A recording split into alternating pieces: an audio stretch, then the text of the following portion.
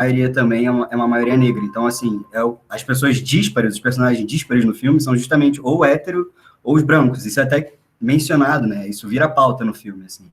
Então, a própria personagem, as amigas ali, né, as principais, elas conversam, pô, mas você vai namorar uma branca? Tipo assim, isso é um absurdo, né? E, geralmente, nos filmes que a gente assiste de grandes produções de cinema, assim, é o contrário. O díspare é o gay, é o LGBT, é o negro, são as minorias. E nesse círculo parece que eu estou dentro de uma bolha social, mas não é uma bolha social, é porque é onde pertence o personagem. Ele está tão dentro, né, do seu ninho, do seu nicho, assim, que aquilo aparenta para o filme, a gente sente aquilo. Então, assim, até nas entrevistas que ela faz, que são retratadas no filme, né, quem é parado são pessoas LGBT, entendeu? São pessoas negras, e como isso é importante, assim. Foi a principal diferença que eu vi, e é meu círculo social, a minha bolha, na realidade, aqui, é LGBT. Mas ver isso cinematograficamente é muito interessante, assim, porque o que é dísparo, o que é diferente, o que aparenta diferente, é o que é mais comum quando você sai na rua. E isso é engraçado ver retratado no cinema, né, no filme. Não, eu quero falar. Fica nervosa. Uma coisa que a Camila falou e que me pegou muito durante o filme foi disso da sexualidade ser tratada com tanta naturalidade. Acho que aquilo era só mais uma coisa na vida dela. Não que não seja uma coisa importante, mas não era a questão central.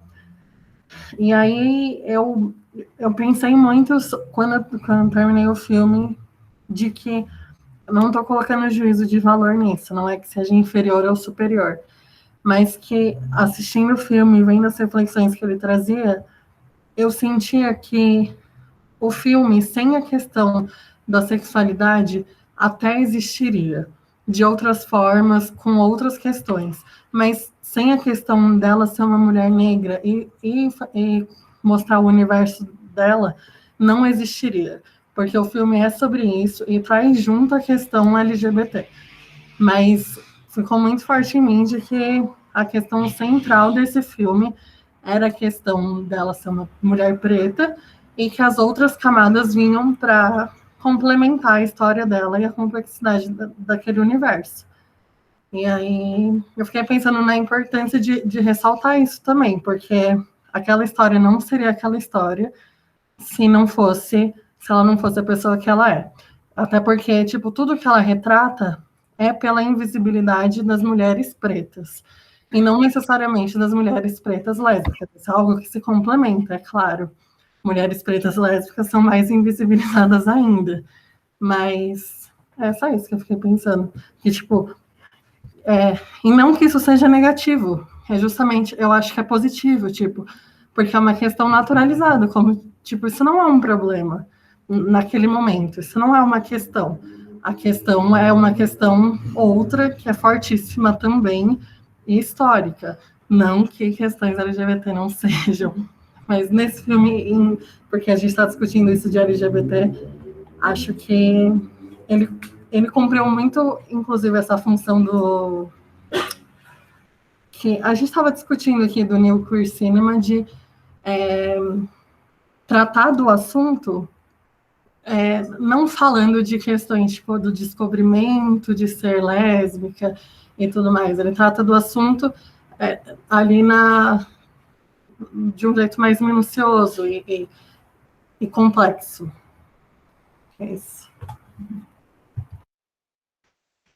Eu senti isso também que vocês falaram sobre o fato dela ser lésbica não ser o principal enquanto eu assisti o filme. Inclusive, eu lembrei, enquanto eu assisti, eu meio que fiz um comparativo na minha cabeça com a personagem Jules, de Euforia, que ela é uma mulher trans, e as pessoas falaram muito bem de como a série tratou isso, porque ela é uma mulher trans, mas a trama dela não importa se ela é trans ou não, isso é só uma característica dela, ela tem uma vida de verdade, ela tem problemas que não são todos em volta ao fato dela ser uma pessoa trans, ela é uma pessoa real, digamos assim.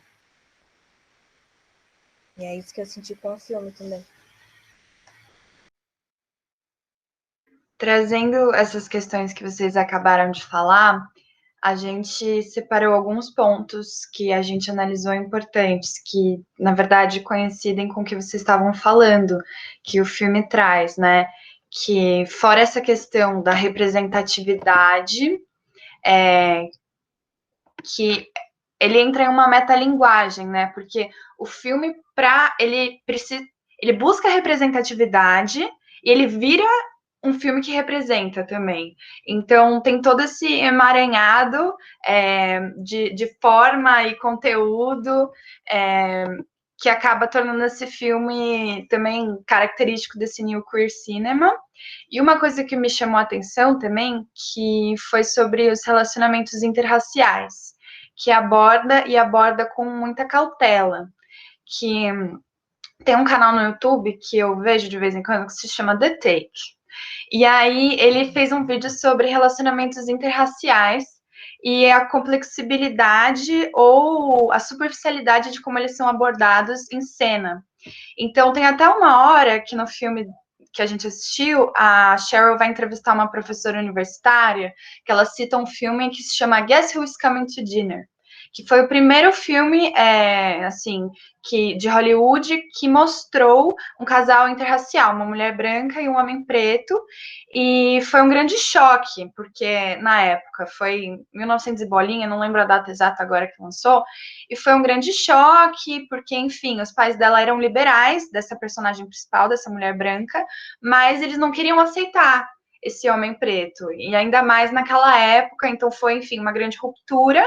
Mas, nesse vídeo do The Take, falo como esse Guess Who's Coming to Dinner era um filme feito para pessoas brancas aceitarem relações de pessoas brancas com pessoas pretas.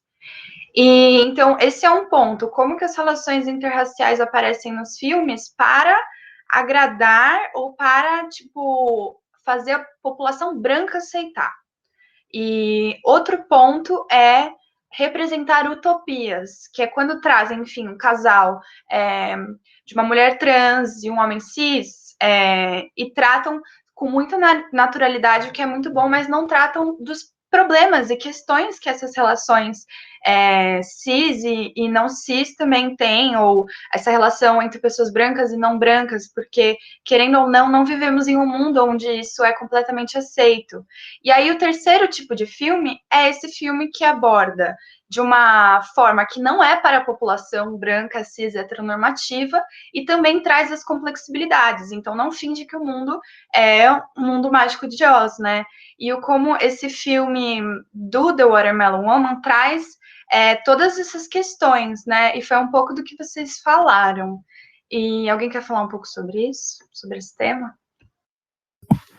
Você estava falando, querida, eu me lembrei de um filme, Madame Satã, que era de um gay negro que vivia no gueto, vivia da malandragem ali na Lapa, no Rio de Janeiro, e é muito importante essa visibilidade que dá a questão do interracial, é muito bacana, esse filme traz muita riqueza.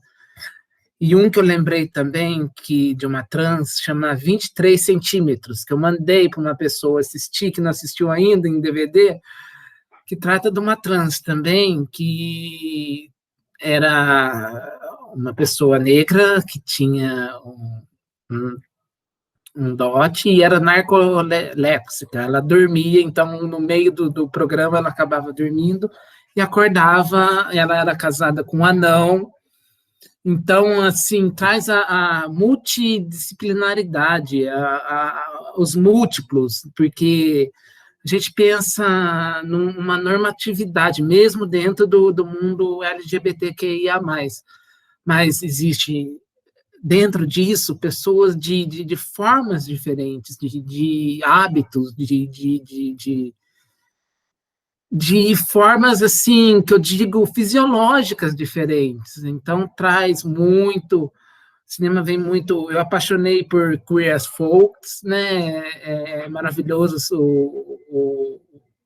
o seriado e traz muito enriquecimento.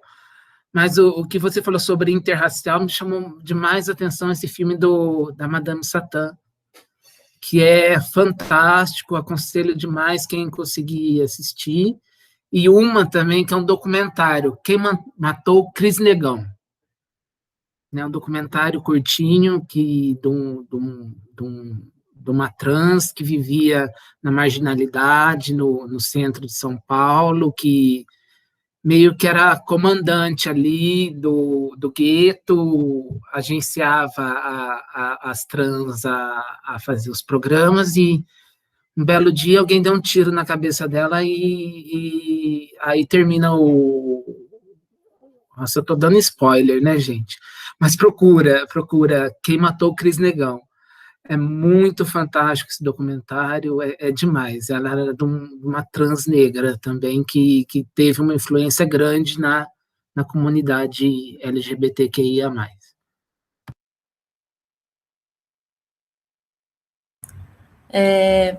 Então, dentro do que a Camila estava falando, só para comentar que isso tem de trazer a complexidade, não trazer uma utopia, né? Tá muito dentro do New Queer Cinema também, que eles tentam trazer esses personagens LGBT só que com uma complexidade, não como eles eram retratados assim, de sair do armário e tipo ser esse gay ideal assim para a sociedade aceitar.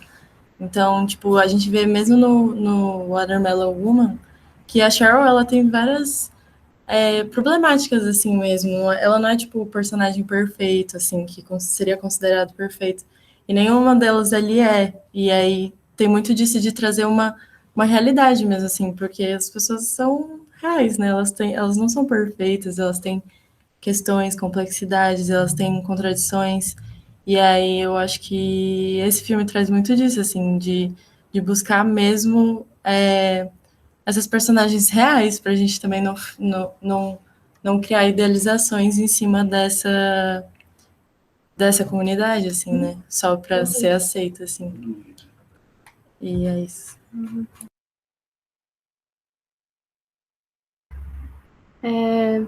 Uma coisa que me chama muita atenção, e acho que sempre me chama, assim, e eu vou tentar ser muito pontual, assim, para não ficar também divagando muito, mas que a gente fala dessas complexidades, eu gosto muito de pensar como que isso acontece efetivamente no filme, né? O que eu acho mais louco e mais interessante, assim, que me deixou muito instigada sobre o filme, é como que ela cria uma coisa muito louca, que é você criar a sua autoficção sobre a história de outra pessoa, fundindo muitos gêneros, né? Porque ela usa o documentário e a ficção de uma forma muito fluida, em que você não sabe exatamente quando uma acaba e outra começa, assim, né? Então, eu acho muito louco de pensar de como essa história ganha grande complexidade por causa disso, assim, ela projeta muita coisa nessa imagem, nessa figura, em que cria esse imaginário do que talvez ela quisesse estar vendo, as histórias que ela queria estar vendo, né? Porque aquela pessoa não é real, aquele relacionamento não é real, aquilo entra muito em embate com o relacionamento interracial que ela tem, porque a diretora é uma mulher branca, a atriz é uma mulher preta. Então, eu acho muito louco pensar nesses artifícios, assim, que ela articula muito bem, assim, porque em algum momento, assim, ela fala, tipo, expressamente, tipo, eu vou fazer isso, eu vou procurar essa mulher, eu vou gravar esse filme. Então, ela, tipo, deixa entender que ela vai fazer tudo aquilo, mas parece muito real aquela história, tudo, né? E daí, no final, é ficção e... Enfim, eu acho isso genial, eu acho muito interessante pensar, para além dessa coisa enfim, da narrativa em si, assim, só da narrativa, como essa narrativa fica muito forte com esse jogo, né? De você não saber o que é real, o que não é real, e como isso expressa muito o desejo dela do que ela gostaria de estar vendo, né? Tipo, o que é essa representatividade que talvez ela queria. Pode falar. Posso falar? Eu quero falar muito sobre o que você está falando. Eu só queria comentar que foi muito engraçado para mim também, porque eu não pesquisei nada sobre o filme antes, eu não sabia o que era. E aí, quando começou, eu fiquei, tipo, tá bom, é um documentário. Só que aí, mostrando... Eu lembro muito que quando mostrou a cena dela com a Diana, principalmente, eu fiquei... Isso não é um documentário, sabe? Porque senão isso não existiria. Porque isso é a vida dela. E quem que tá gravando isso, sabe? E aí eu fiquei, meu Deus, tudo bem, isso não é um documentário. Mas ainda assim eu fiquei achando que a história que ela estava retratando era real. E então eu acho que funciona muito, porque tipo, eu que a gente que é estudante de cinema, sei lá, isso pega a gente que estuda essas linguagens, mesmo assim, eu fiquei me questionando o que era. E eu acho que o filme tem muito sucesso nisso, porque depois que acabou só, que eu fui pensar e eu fiquei. Não sei se é isso mesmo, mas eu fiquei pensando muito que o filme faz uma metáfora muito literal do que ela quer, que é contar a história de mulheres pretas. Ninguém conta, então ela está contando, mas ela está contando dentro de um filme. Então é tipo a linguagem dentro da linguagem e tipo no final das contas a história é meio que sobre ela, né? Porque tem muita relação com a própria vida dela. E a diretora é a atriz, não é? É. Então realmente é sobre ela. E dois pontos também que eu queria falar que se convergem também. O primeiro é que eu tinha esquecido de falar na minha outra fala, mas que foi perguntado, né? O que aqueles filmes que fala da referência tem a ver? Que tem a maioria branca, a maioria que não é LGBT, enfim. A questão do fake também, né? Que tem a ideia do trans fake, do gay fake, de tudo que é fake. Porque quando a gente leva para o macro, assim, né? Para superprodução, para Hollywood, o que quer que seja, o que vende geralmente são os atores cis, né? São os atores héteros, são os atores, enfim, brancos, são os atores que fazem esses papéis. E a Eliane falou da questão da narrativa também. O filme é como uma tela, né? Que tem uma obra e tem a tela em si do quadro. Então é um filme, uma história dentro de uma história, né? Um filme dentro de um filme. E como isso reverbera, porque é justamente o que a Natália falou também, dessa questão de que já que ninguém contou a história sobre mulheres negras, ela vai contar a história do que ela escolheu na ficção, mas também é dela, né? Então, na última, aparece aquela cartela no final ali que fala: eu tô aqui para contar histórias, The Watermelon Woman é uma ficção. Mas poderia não ser. Eu acho que a mensagem é meio que essa, assim, poderia não ser uma ficção, e não é. Definitivamente existem 1,5 milhão de vivências, assim, que permeiam o filme e que permeiam a história da mulher na época, né, da plantation, enfim, na época a escrava criada, e como isso reverbera para hoje, o racismo que está estruturado na sociedade, e, enfim, a homofobia que também está estruturada na sociedade, e como isso converge também, porque justamente essa ideia de pensar que existe o trans fake, existe o gay fake, existe, enfim, eu acho que só não faz mais, mas já foi feito também, né? Você literalmente pintar a cara de um branco, fazer o blackface, assim, hoje em dia, que bom que não existe mais, mas assim, também já foi uma realidade. Então, retratar isso é muito importante. E também sobre o que a Natália falou, só complementando, essa questão da sexualidade dela permear o filme também, como isso é importante, porque é a identidade dela e como isso também traz mais um ponto em comum com a personagem ali da mulher melancia, né? Enfim, só elucidar isso também.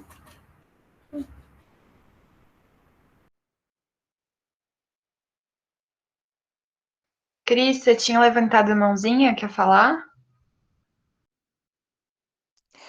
Eu achei porque a linha era mais ou menos essa, assim, de ter personagens que realmente são, né, é do público LGBTQIA+, e não, né,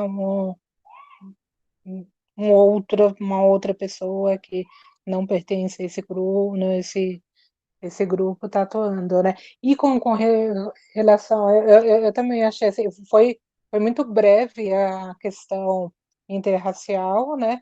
Mas eu achei legal de ter mostrado, pelo menos um pouquinho, né?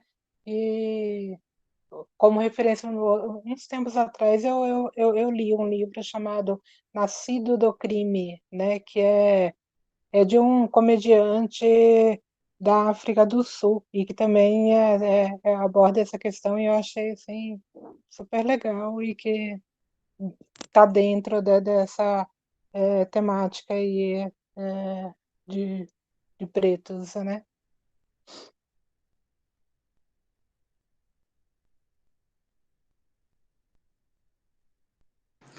Eu só queria falar uma coisa também, que eu acho que tem a ver muito com o que todo mundo está falando, que é essa relação de que filme que está sendo retratado, nesse filme que está sendo retratado, né? Tipo, quais histórias e quais personagens essa personagem negra faz dentro desse filme, e como isso é uma forma também, né, de dizer sobre essa representatividade das pessoas pretas dentro do cinema, né? Quais papéis que essas pessoas faziam e quais papéis que elas estão ali para fazer também, sabe? E aí eu acho que uma outra coisa que eu acho que é muito massa do filme é isso, essa quantidade de debates que ele traz de uma forma que não é explícita, sabe? Que é isso, assim, a quantidade de coisas, assim, acho que teriam, tipo, debates infinitos, assim, pra gente ter sobre todas as questões que o filme traz, porque são muitas, e é isso, é dessa forma que não é descarada, né? Tipo, como, por exemplo, a gente vê essa relação quando a personagem é abordada, né? E aí ela é, tipo, que eles chamam lá, cara, né? Tipo, como se fosse um homem, ela fica, pô, não sou um homem, né? E essa relação da masculinidade, feminilidade dentro da questão do sapatão, né? Tipo, enfim, muitas e muitas coisas. E aí tinha mais alguma coisa que eu ia dizer? Enfim, são muitos debates que a gente poderia ter aqui. Acho que, enfim, a gente pode seguir tendo eles. Mas é isso, me perdi na minha fala.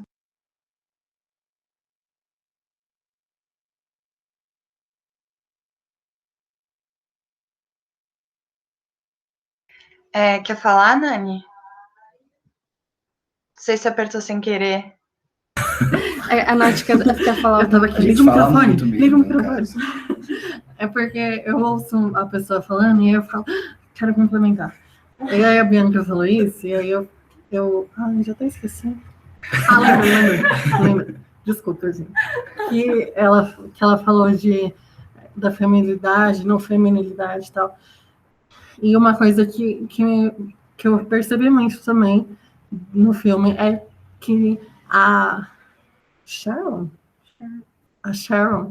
ela, nessa relação dela com a Diana, ela é uma mulher fofa, assim, tipo, a Diana vai lá e dá muito em cima dela, e ela fica meio tímida, assim, sorrindinho, e eu achei isso muito legal, porque é muito difícil que mulheres pretas sejam retratadas como mulheres fofas, e estejam nesse lugar de vulnerabilidade, porque geralmente elas são retratadas agressivas e com uma força e com uma presença, e ela tem esse lugar de vulnerabilidade, apesar de expressar ou não uma feminilidade, ela tem essa outra camada que é muito difícil de se ver no cinema em mulheres pretas, e eu achei isso muito legal. E eu lembrei que eu ia dizer, que eu acho que também uma coisa muito importante é pensar real, assim, como as mulheres lésbicas são tratadas dentro do cinema, né? Dessa relação de sexualização das mulheres lésbicas mesmo, né? Que é o que a gente mais vê, assim. Então, o quanto é importante a gente ter filmes que são produzidos por pessoas pretas, que tem pessoas... Pretas não, por pessoas também, mas por pessoas lésbicas que estão na direção, que estão nessas outras funções, que é a atriz que também é lésbica, então como isso faz diferença, sabe, para essa representatividade dessas mulheres, porque a maioria dos filmes que a gente tem dentro do nosso imaginário de pessoas lésbicas, assim, né, gente, piada total, assim, né, é foda que a gente tenha como referência Azul é a cor mais quente, assim, é foda mesmo, assim, é quase que uma piada, porque aquilo definitivamente, sem contar a complexidade que é também... que foi essa gravação, né, que a gente sabe dos diretores com as atrizes, enfim, esses babados todos, então é meio que isso, na verdade.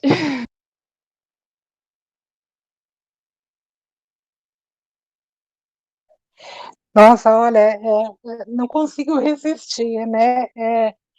Eu também, realmente assim, é muito legal isso, né? Eu lembro que, e aí eu tenho que compartilhar assim, uma experiência pessoal, né?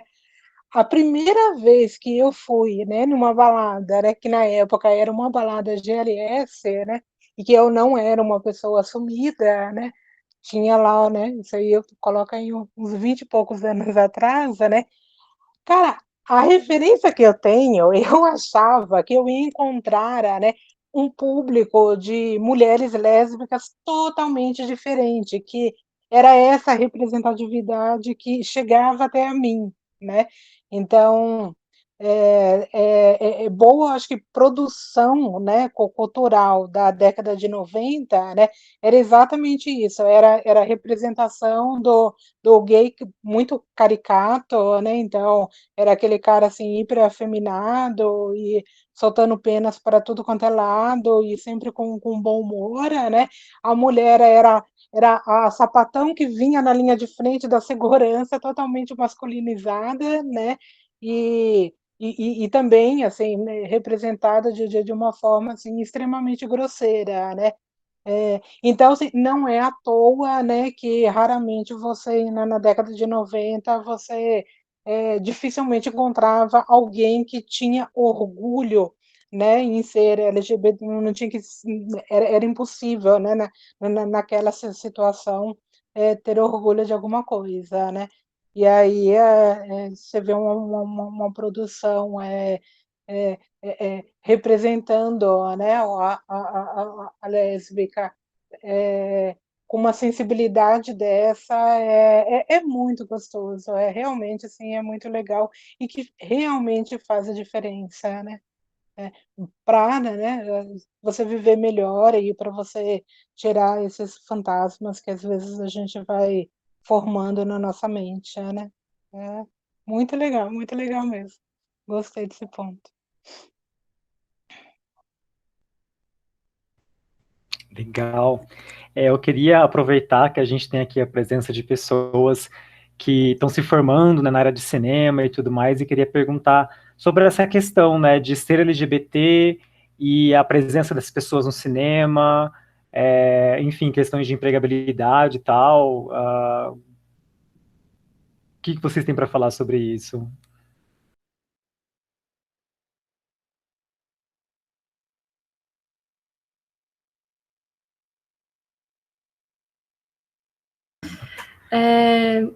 A gente até estava discutindo, assim, antes sobre isso, porque a gente estava meio, tipo, perdido, assim, né? O que a gente fala? Aqui, a gente está terminando o curso, a gente já trabalhou pontualmente em coisas, mas grandes sets, grandes coisas, a gente não trabalhou. Estamos desempregados.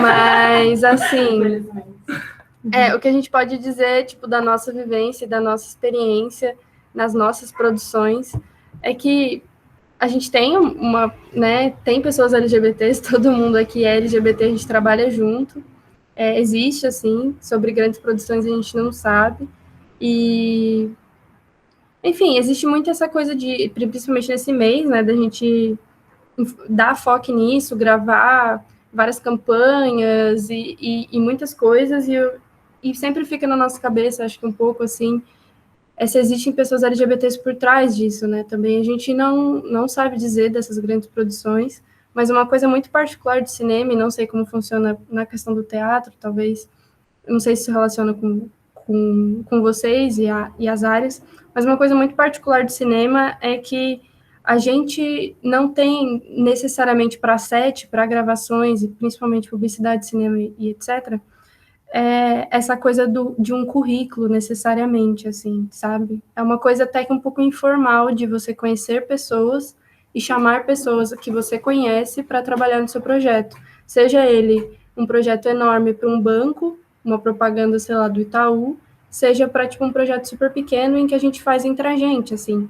Existe essa coisa que é do você conhecer alguém que trabalha na área que você precisa e chamar. Então, sempre fica aquela coisa do quem você chama para o seu projeto, né?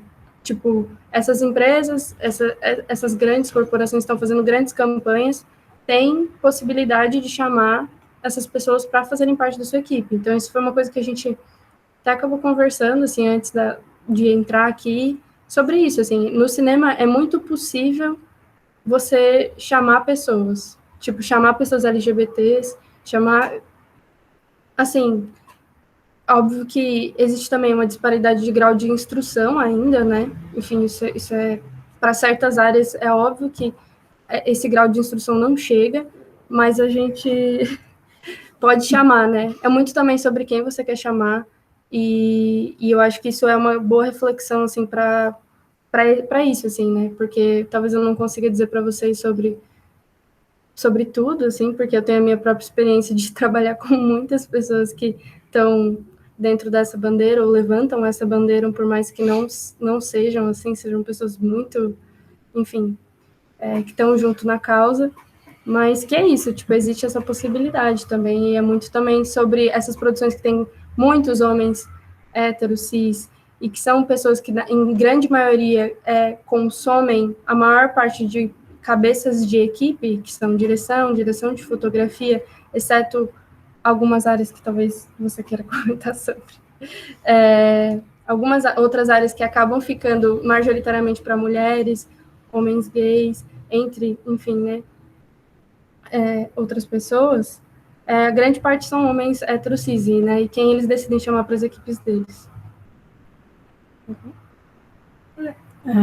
É basicamente isso, tipo, acho que é inegável de que o cinema é muito, muito elitista, principalmente esse cinema que a gente consome, tipo, o cinema que passa nas salas de cinema e na televisão é muito elitista e é muito difícil de chegar. Tipo, tem muita gente capacitada, tipo a gente, e mais um monte de gente, mas que pouquíssimos chegam lá, e justamente por isso, de ser uma área de muito contato.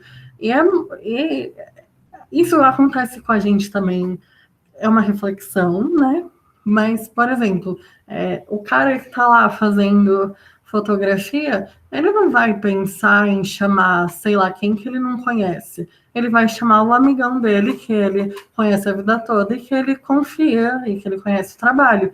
Então, é muito difícil chegar lá. Mas, tipo, também eu vejo que isso é uma coisa que a gente reproduz. É algo a se pensar, mas eu acho que no nosso caso não é para o mal, por exemplo. Tipo, a gente chama os nossos amigos que também não têm oportunidades e visibilidade no mercado de trabalho, mas ainda assim priorizamos chamar os nossos amigos. Então, isso é uma questão, e isso realmente acontece, seja em grande escala, lá nos grandes produções, ou seja aqui na gente que quem faz as produções quase sem dinheiro e quase não pagando as pessoas. E aí a questão sobre tipo LGBT, na nossa bolha, tipo, isso obviamente não é um problema.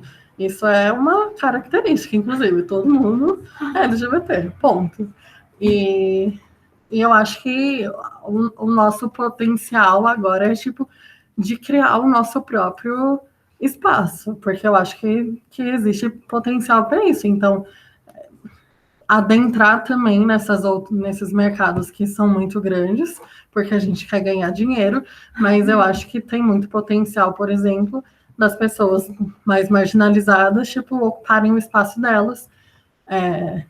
Até a gente estava conversando com a Camila antes dos editais que estão surgindo muitos editais de ações afirmativas que envolvem pessoas LGBT, pessoas pretas, pessoas com deficiência. Então, periférico, sim. E a gente, tipo, tem... É óbvio que são coisas muito diferentes. Com isso, não se ganha dinheiro. Isso não sustenta ninguém. Mas isso nos dá visibilidade e espaço para que talvez a gente consiga alcançar a meta de, tipo, se sustentar com o que a gente faz e no que a gente é bom. E não só fazer por arte, porque isso não existe. A gente precisa de dinheiro.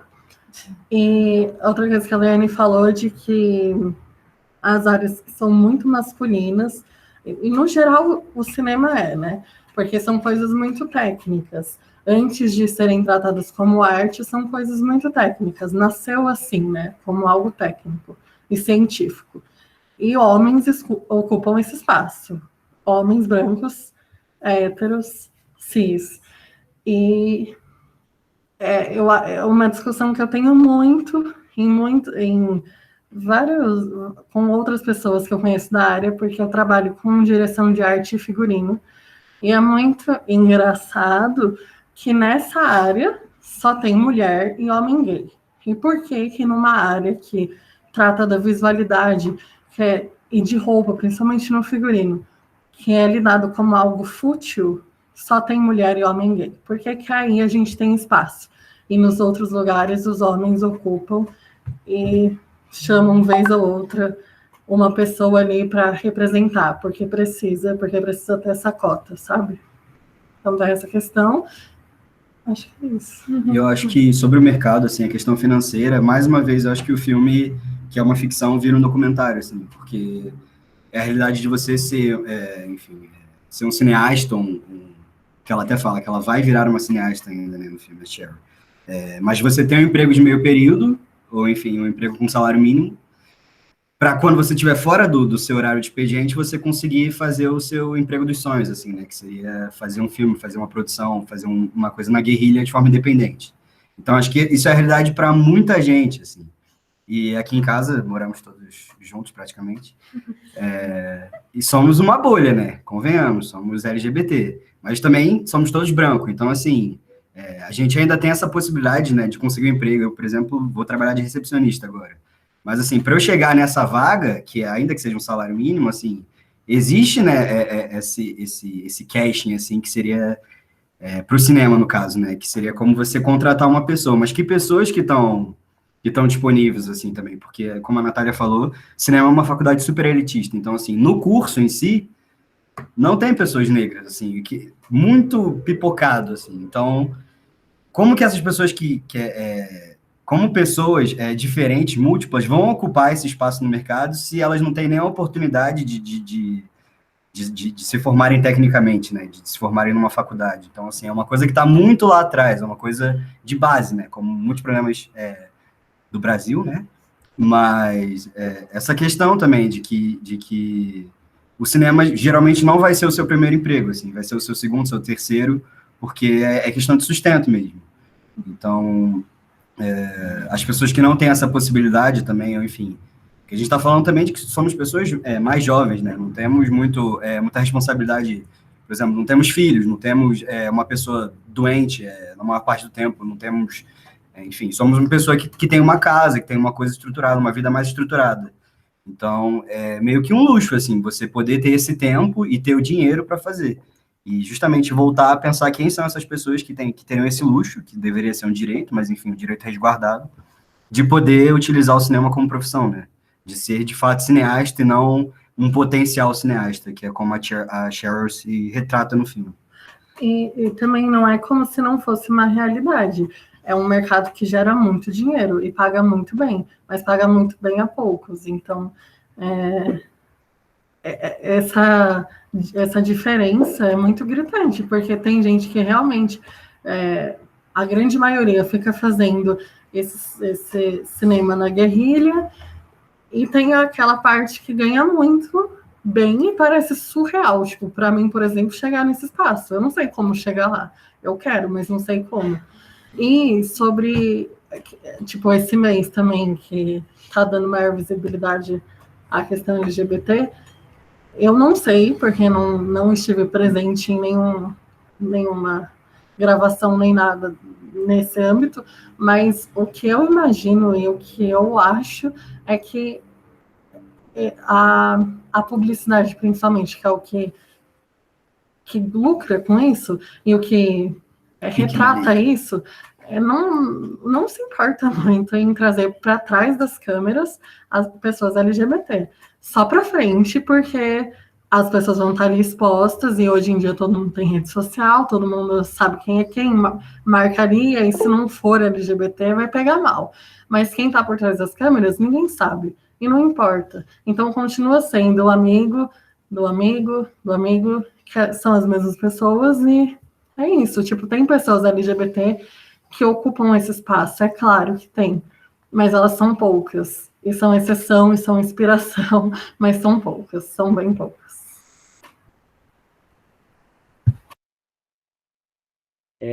Eu vi que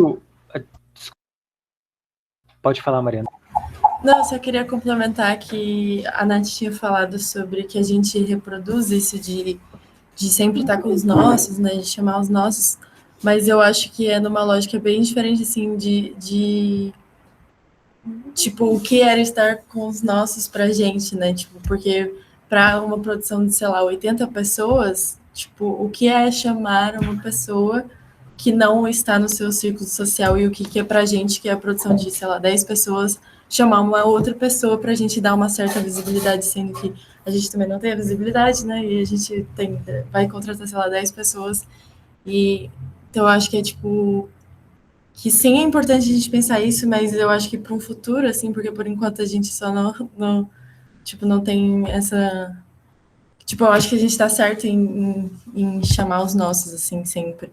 Sempre que a gente tem a oportunidade de estar com os nossos, de chamar os nossos. Porque a gente está em outro lugar também, né? De não privilégio. E chamar os nossos já é chamar também as pessoas de não tantos privilégios. Mas enfim, é só para gente pensar nisso também. Legal. Eu vi que o Joel levantou a mão, mas antes eu só queria fazer um comentário.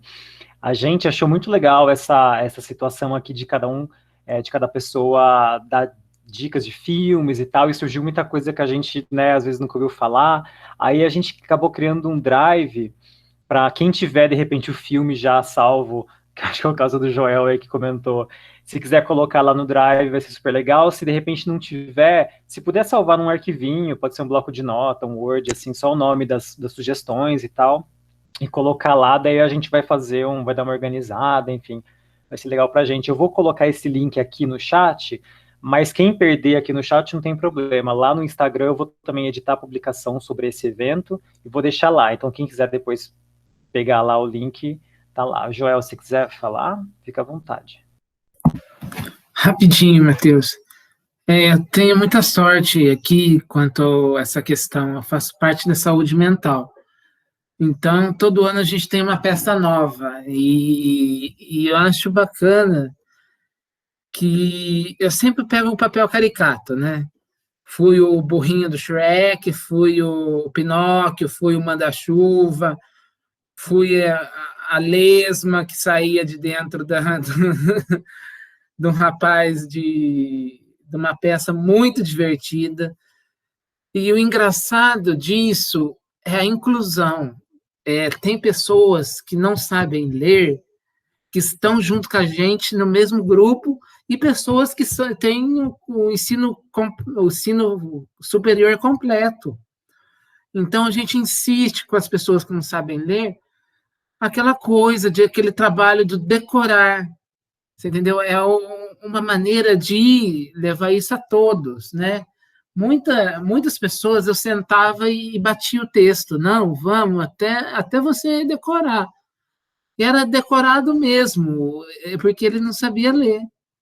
E a gente se entendia muito bem, e o nosso grupo ficou muito fortalecido, e nessa última peça, por causa da pandemia, a gente não conseguiu apresentar, a gente viajava para apresentar, e tudo custeado pelo município.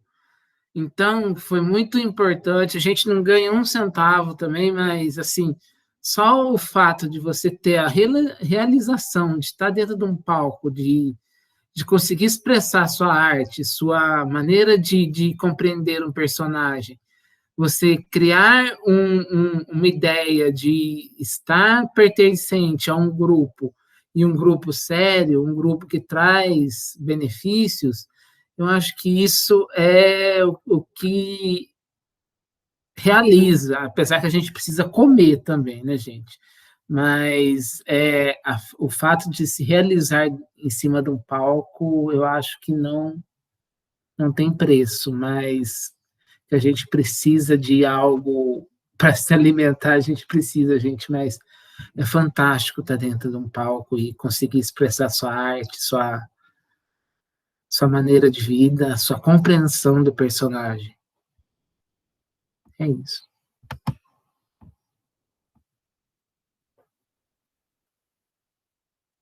Gente, o nosso tempo está meio estouradinho, mas eu queria fazer só mais uma perguntinha, levantar uma questão aqui, né?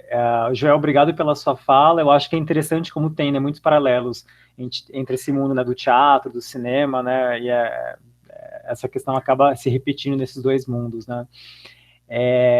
Uma coisa que eu já vivi no teatro, e eu queria saber do pessoal do cinema se isso também rola nesse mundo do cinema, da publicidade e tal, é essa questão da gente não... especialmente as pessoas gays, lésbicas e bissexuais, né? Porque eu acho que, eventualmente, as pessoas trans, não binárias, não tem muito como se esconder no armário, né? Mas, assim, essa questão de você fazer um teste, alguma coisa, tipo, não mostrar que você é gay, assim. Tipo, eu já tive isso em escola de teatro. A gente, tipo, a professora queria treinar a gente para audição, e chegou um amigo meu que é super feminado, assim, todo assim, tipo, não sei o que, eu sou o Lucas. E ela falou, não, você não pode mostrar, não sei o que, tal. Eu queria saber se isso é uma coisa que vocês acham que também acontece nesse mundo do cinema e da publicidade. Só uma reparação, assim, da minha experiência para você, Matheus, que você falou que pessoas trans e não binárias não tem muito como permanecer no armário, assim. Eu vivo o inverso, porque eu tenho uma certa passabilidade, assim, então eu vou em espaços que as pessoas acham que eu sou um cara cis. Então, às vezes eu escuto comentários que seriam comentários em relação a pessoas trans que não são passíveis, né? Como se eu fosse daquele... Tipo, eu entro numa barbearia, por exemplo, e eu entro naquele antro, né, de homens hétero, brancos, enfim. E eu escuto coisas que eu fico, putz, não vou falar a palavra, mas assim, que bosta, né? Porque talvez se eu tivesse chegado, né, fora do armário nesse sentido, que seria escrito trans na minha testa, eu seria poupado de certas coisas, né? De ouvir certas questões, de ouvir certos comentários. E eu sinto muito isso no cinema também, que às vezes eu tenho oportunidades, assim, de estar fora, principalmente na publicidade, assim, concorrer a vaga de alguma coisa, e às vezes eu renego, assim, porque eu vejo que a empresa ou a pessoa não faz pelo LGBT, ou faz contra. Então, eu tenho que ter um certo cuidado, uma certa cautela em relação a isso, né? Com quem eu quero estar envolvido. Óbvio que, como o João falou, a gente precisa comer, a gente precisa trabalhar, a gente precisa do nosso dinheiro. Mas também de ter uma cautela para não retroalimentar essa indústria que mata corpos como os meus, mas de pessoas não passíveis, né? Então, ter essa cautela também nesse sentido. É só para fazer uma pequena reparação. Que o meu caso é o contrário. Então, escuto coisas que às vezes, sinceramente, se tivesse escrito na minha testa que eu sou trans, me pouparia. Eu só vou comentar, tipo, acho que sobre a minha experiência, assim, para ser muito sincera, como a gente acaba trabalhando entre a gente, eu acho que eu nunca tive questões, assim, acho que todo mundo sabe da minha vivência na faculdade, tipo, nunca foi uma questão, assim, eu tratar da minha sexualidade, inclusive eu trabalho muito com a Nath, a gente namora, então, tipo, todo mundo só vê a gente junto o tempo todo. Mas para mim nunca foi uma questão, assim, eu nunca deixei de fazer nada pela minha sexualidade, ninguém nunca chegou para mim e colocou isso como uma questão também, assim, eu acho que dentro de todos os trabalhos que eu tive, assim, ou de tudo que eu já tive, foi super tranquilo. Acho que a única coisa que, enfim, às vezes quando você tem sua sexualidade, tipo, bem clara para as outras pessoas, às vezes criam-se situações de você talvez fazer alguma outra coisa que talvez não seja sua função de mais comum, assim, porque você estaria confortável com a sua sexualidade. A única coisa que eu lembro, assim, e que é engraçado eu ter lembrado disso agora, mas é isso de, tipo, a gente precisa de uma menina, tipo, sei lá, beije uma menina numa cena, você não é atriz, mas você gostaria de fazer? Porque você é lésbica. Então, é literalmente a única coisa que me vem à cabeça, mas tipo, eu não sou atriz, não tenho experiência, acho que fiz teatro na escola, mas eu era, tipo, a única lésbica disponível, então você pode, por favor, beijar essa menina pra gente gravar? Então, sei lá, foi uma coisa que eu inclusive, acabei fazendo, porque eu tava no primeiro período, ou no segundo, eu nem lembro, foi na faculdade, inclusive. E foi engraçado, tipo, em algum momento eu acho que eu nem parei para perceber o que era aquilo, tipo, a menina era atriz, eu não, e o meu professor estava vendo, E, tipo, não que isso hoje não me deixa desconfortável, mas acho que na época eu fiquei bem desconfortável, porque eu não sei, tipo, beijar na câmera, assim, eu não sei como é que funciona, tipo, eu só beijo. E daí, isso... Enfim, ele tava vendo também, acho que foi um pouco desconfortável. E eu acho que foi realmente a única coisa que eu lembro agora, assim. E foi realmente uma coisa, tipo, que só apareceu na minha cabeça para comentar, mas em questão de trabalhos profissionais da profissão que eu faço, que eu trabalho com fotografia, direção, essas outras coisas, acho que isso nunca aconteceu, não. E... Acho que não sei nem o que é pior. Nesse caso, se fosse um LGBT fake, se colocasse uma atriz hétero, ou realmente essa escassez de profissionais instruídos e dentro do mercado de trabalho, né, LGBT. Que se realmente essas pessoas estivessem, né, dentro do mercado, não aconteceriam coisas como essa, cenas como essa não aconteceriam. Mas foi na faculdade. Caso era melhor por uma atriz fake, né? Não. Porque não é um grande mercado que tá lucrando e dando dinheiro para atriz hétero. Não tinha dinheiro, gente, foi na faculdade. Não tinha dinheiro nenhum, aí bota a menina numa situação Mas desconfortável. reverbera, tudo reverbera. Desculpa. Ai, mas é só isso. Não, eu sou 100% contra o LGBT fake trans fake, então, Leane, desculpa, mas nesse caso...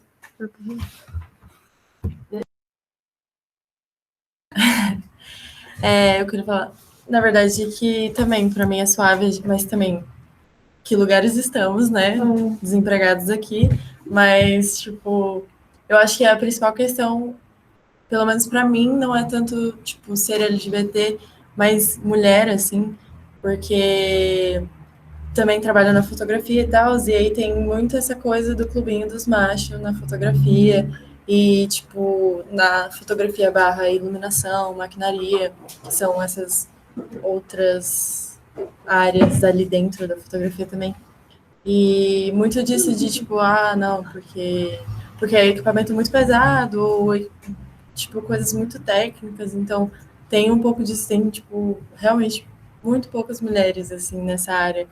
Então, e aí se torna mais difícil de entrar por causa desses contatos mesmo, de, tipo, tá, aqui homens vão se preocupar e acreditar, botar fé, de, tipo, que uma mina vai conseguir carregar os equipamentos e, sei lá, montar as coisas certas e tal.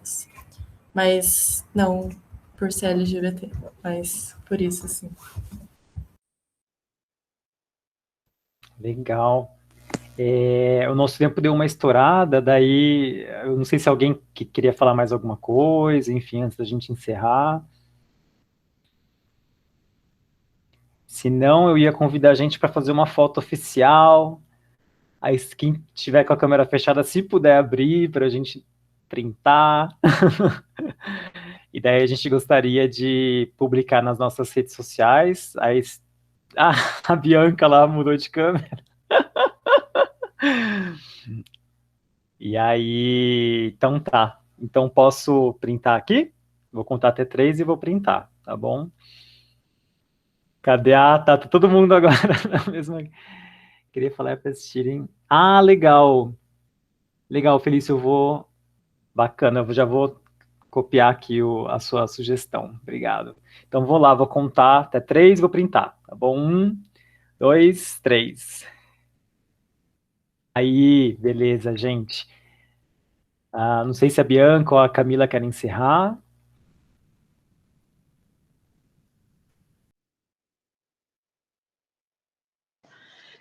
Eu acho que eu só queria agradecer todo mundo que está aqui presente, convidar vocês para seguirem aqui com a gente nos outros encontros que vamos ter, mas acho que foi muito massa essa discussão, foi muito massa conversar sobre isso com vocês, e é isso, gente, muito obrigada.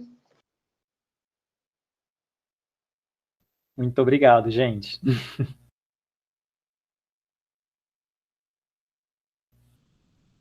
Beijinhos, tchau, tchau.